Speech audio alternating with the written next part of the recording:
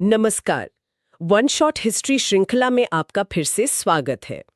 ये श्रृंखला खास तौर पर यूपीएससी, एसएससी, एनडीए, सीडीएस और ऐसी ही दूसरी सरकारी परीक्षाओं की तैयारी कर रहे लोगों के लिए बनाई गई है ताकि इतिहास के जरूरी पहलू आसानी से समझे जा सकें।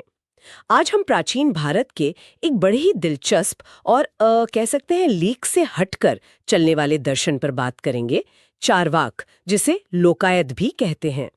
हमारे पास जो स्रोत हैं यानी चारवाक लोकायत दर्शन, एक व्यापक विश्लेषण के अंश, हम उन्हीं के आधार पर इसके सबसे महत्वपूर्ण तथ्यों और इसके विश्लेषण पर गौर करेंगे।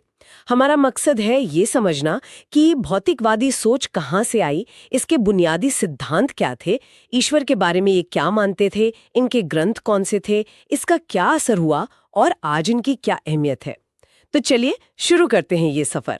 सबसे पहले ये दर्शन कब और कैसे शुरू हुआ, इसकी जड़ें कहाँ हैं? जरूर। देखिए, चारवाक या लोकायत दर्शन का उदय ये लगभग 6वीं से 5वीं शताब्दी ईसा पूर्व के आसपास माना जाता है। अच्छा, 6वीं 5वीं शताब्दी ईसा पूर्व, मतलब बुद्ध और महावीर के समय के आसपास। जी हाँ, बिल्कुल। ये वही दौर था जब भारत में बौद्ध और जैन धर्म जैसे दूसरे गैर वैदिक, मतलब जिन्हें नास्तिक कहा जाता है, मत भी उभर रहे थे। नास्तिक? हाँ। तो इसे नास्तिक क्यों कहते हैं? वेद ना मानने की वजह से। एकदम सही। इसे नास्तिक इसलिए कहा जाता है क्योंकि ये वेदों की सत्ता को, उनके अधिकार को सिरे से खारिज करता है। जब तक आप देखें, न्याय या वेदांत जैसे दर्शन हैं, वो वेदों को परम प्रमाण मानते हैं, उन्हें आस्तिक कहा जाता है। ठीक है, तो ये उसी दौर की बात है जब कई नई विचारधाराएं जन्म ले रही थीं। लेकिन क्या इसका कोई एक संस्थापक, कोई एक निश्चित गुरु है? नाम तो चारवाक ऋषि का आता है, पर कहीं कहीं बृहस्पति का भी जिक्र है। इसमें क्या स्पष्टता है? हाँ, ये सवाल बहुत वाजिब है। पारंपरिक तौर पर तो इसे चारवाक नाम के किसी ऋषि से जोड़ा जाता है, लेकिन ये ऐतिहासिक रूप से कितना पक्का है, ये कहना थोड़ा मुश्किल है। कुछ स्रोत मानते हैं कि देवगुरु बृहस्पति ने ही इसके सिद्धांतों को व्यवस्थित रूप दिया था और बृहस्पति सूत्र नाम के ग्रंथ की रचना की थी। बृहस्पति सूत्र? पर ये ग्रंथ तो शायद पूरा मिलता नहीं है। हाँ, अफसोस की बात है कि ये मूल ग्रंथ आज हमें पूरा नहीं मिलता। बस इसके कुछ हिस्से, कुछ सूत्र दूसरी किताबों में उल्लेख के तौर पर मिलते हैं। और ये नाम चारवाक और लोकायत, इनका क्या मतलब है? क्या ये एक ही हैं या कुछ फर्क है? देखिए, नामों के पीछे भी दिलचस्प कहानी है। चारवाक शब्द के बारे में एक विचार ये है कि ये चारु यानी सुंदर या मधुर और वाक यानी वाणी, इनसे बना है। चारुवाक मतलब मीठी बोली या लुभाने वाली बातें? हाँ, कुछ ऐसा ही। मतलब ऐसी बातें जो सुनने में प्रिय लगें। एक और मतलब ये भी निकाला जाता है कि चर्व धातु से बना है, जिसका अर्थ है चबाना, यानी ये दर्शन खाने पीने और भौतिक सुखों पर जोर देता था। अच्छा, और लोकायत? हाँ, लोकायत का मतलब है लोक यानी ये दुनिया या आम लोग, और आयत मतलब आधारित। तो दुनिया पर आधारित दर्शन? जी बिल्कुल, वो दर्शन जो इसी दुनिया पर लोगों के प्रत्यक्ष अनुभव पर आधारित हो। अक्सर ये दोनों नाम एक ही दर्शन के लिए इस्तेमाल होते हैं, पर हाँ, कुछ विद्वान मानते हैं कि लोकायत एक ज्यादा व्यापक भौतिकवादी परंपरा थी और चारवाक उसी के अंदर एक खास स्कूल या विचारधारा थी। समझ गए। चलिए अब सीधे इसके मूल विचारों पर आते हैं। ऐसी क्या बात थी जो इसे बाकी दर्शनों से इतना अलग करती थी? सबसे पहले ज्ञान के बारे में ये क्या सोचते थे? मतलब सच जानने का इनके हिसाब से क्या तरीका था? यहीं से चारवाक का सबसे, कह सकते हैं, क्रांतिकारी पहलू शुरू होता है। उनकी ज्ञान मीमांसा यानी ज्ञान प्राप्त करने के सिद्धांत के अनुसार सच जानने का सिर्फ और सिर्फ एक ही भरोसेमंद साधन है। एक ही? वो क्या? वो है प्रत्यक्ष, डायरेक्ट परसेप्शन। जो कुछ हम अपनी पांचों इंद्रियों, आंख, कान, नाक, जीभ, त्वचा से सीधे अनुभव कर सकते हैं, बस वही सच है, वही ज्ञान है। सिर्फ प्रत्यक्ष? इसका मतलब अनुमान लगाना या किसी की कही बात मानना, यहाँ तक कि वेदों को मानना, ये सब बेकार? हाँ, उनके अनुसार ये ज्ञान के पक्के साधन नहीं है। लेकिन ऐसे तो दुनिया चलाना मुश्किल हो जाएगा। अगर हम धुआं देखकर आग का अनुमान नहीं लगाएंगे या किसी भरोसेमंद व्यक्ति की बात नहीं मानेंगे तो काम कैसे चलेगा? बिल्कुल सही सवाल उठाया आपने, और चारवाक इसी बिंदु पर सबसे ज्यादा कट्टर थे। उन्होंने अनुमान यानी इन्फेरेंस को ज्ञान का पक्का साधन नहीं माना। उनका तर्क था कि अनुमान हमेशा सही नहीं होता, उसमें गलती की गुंजाइश रहती है। जैसे हर बार बादल गरजने पर बारिश हुई, ये जरूरी नहीं।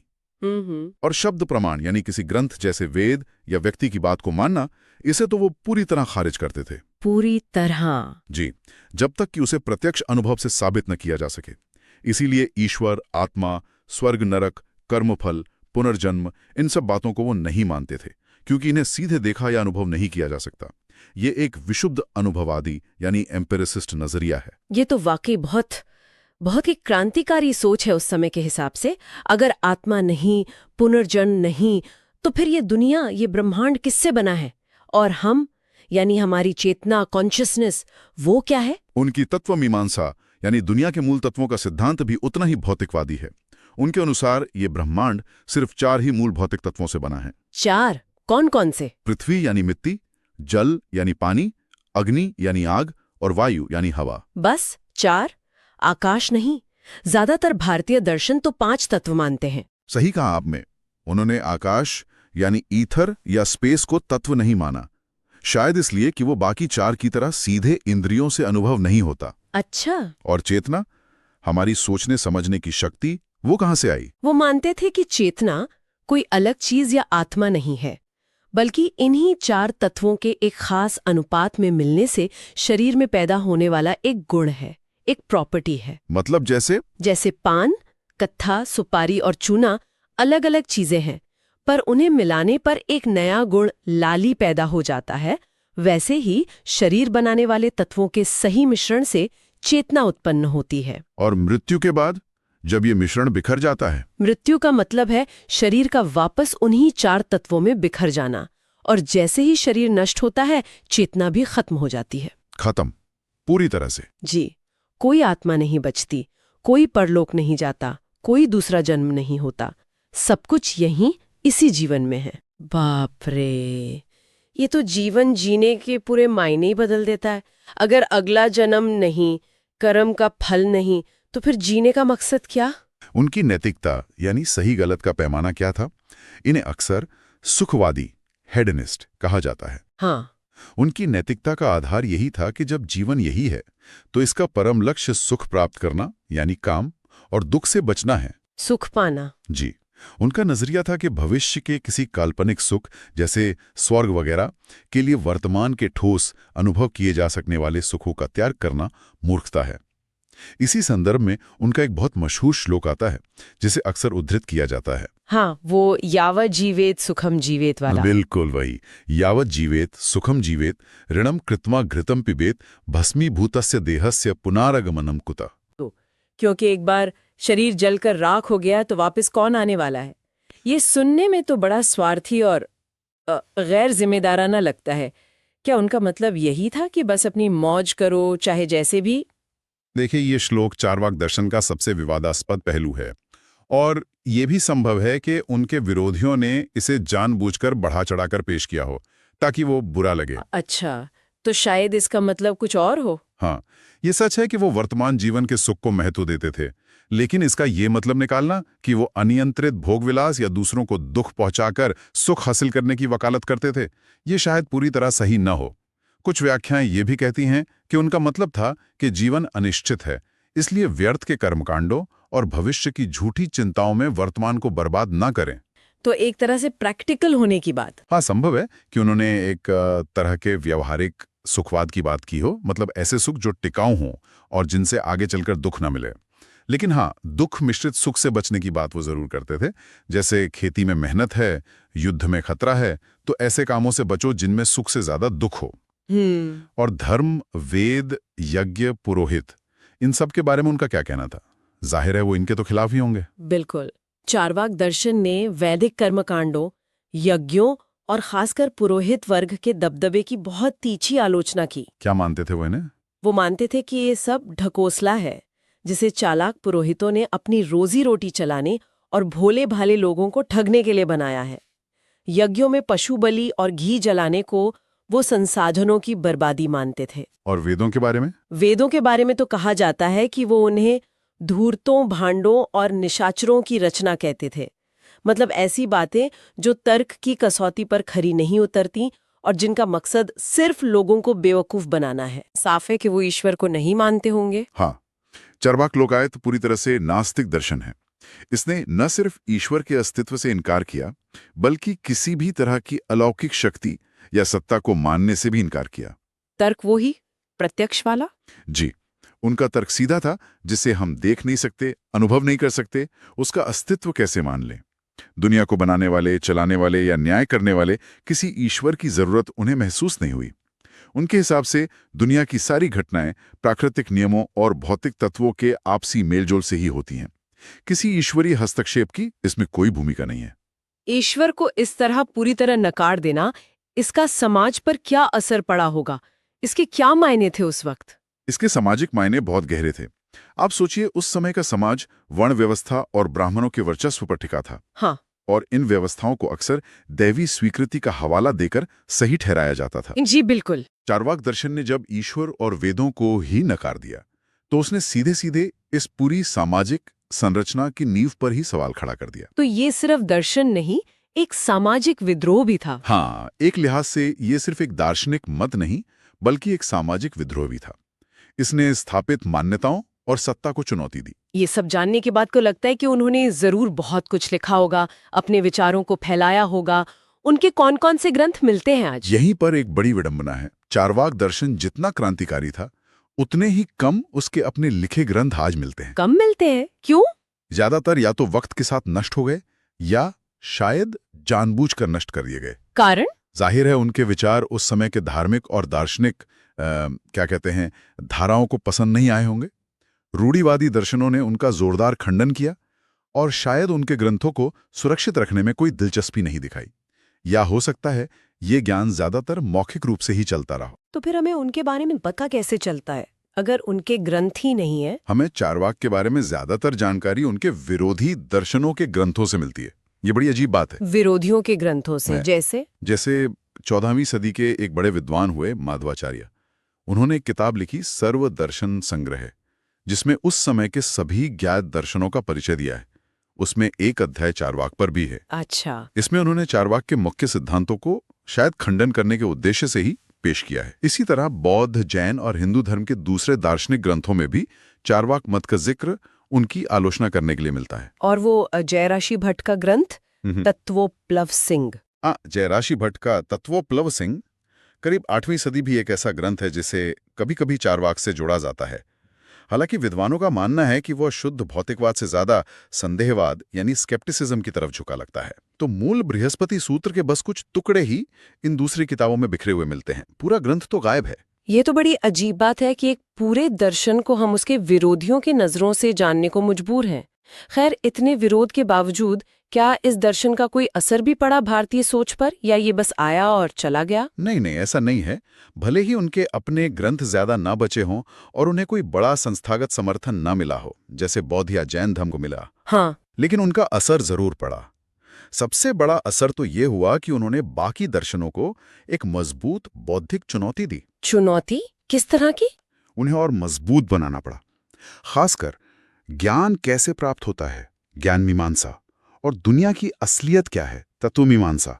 इन सवालों पर चार्वाक की चुनौती ने बाकी दर्शनों को ज्यादा गहराई से सोचने पर मजबूर किया। और वो प्रत्यक्ष पर जोर देना। हाँ, उन्होंने अनुभव और प्रत्यक्ष प्रमाण पर जो जोर दिया, वो कहीं ना कहीं भारतीय चिंतन में तर्कवाद और संदेहवाद की धारा को मजबूत करता है, सवाल पूछने की प्रवृत्ति को बढ़ावा देता है। और समाज या संस्कृति पर क्या आम लोगों तक इनकी बातें पहुंची, इसका कोई सबूत है?